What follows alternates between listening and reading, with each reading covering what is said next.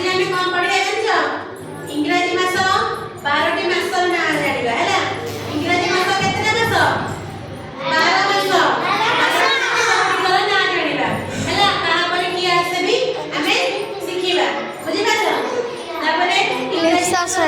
इंग्राजी मास ना हैला प्रथमे जनवरी प्रथमे की आसे जनवरी प्रथम मासटा ना कोन जनवरी जनवरी पर की आसे फेब्रुआरी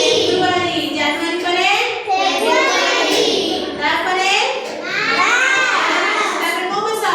एप्रिल मार्च तापर एप्रिल प्रथम मास हैला जनवरी द्वितीय मास हैला फेब्रुआरी तृतीय मास हैला मार्च तृतीय मास कोन मार्च चतुर्थ मास कोन एप्रिल चतुर्थ मास नाम कोन एप्रिल पंचम मास नाम मे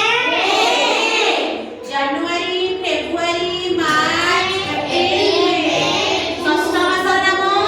जून षष्ठ मास नाम कोन जून सप्तम मास नाम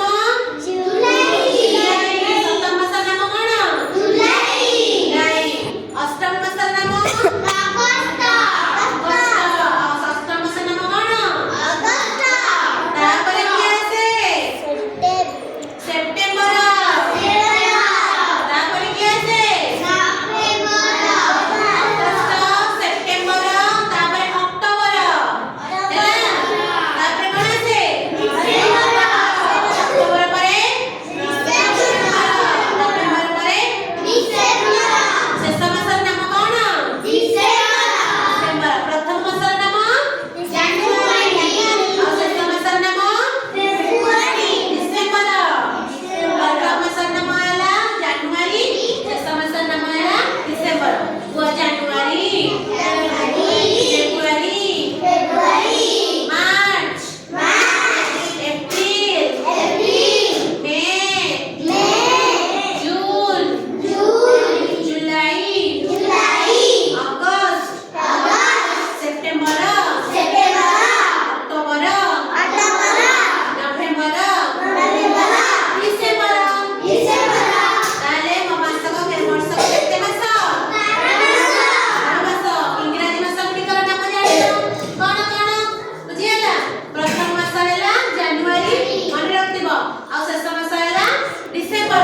हैला आ गोटे कथा जानिबा मासक केते पक्ष कहिलो वर्षक हैला 12 मास मासक केते पक्ष दुई पक्ष केते पक्ष प्रति 15 दिन रे गोटे पक्ष पड़े हैला गोटे पक्ष हैला शुक्ल पक्ष आ गोटे हैला कृष्ण पक्ष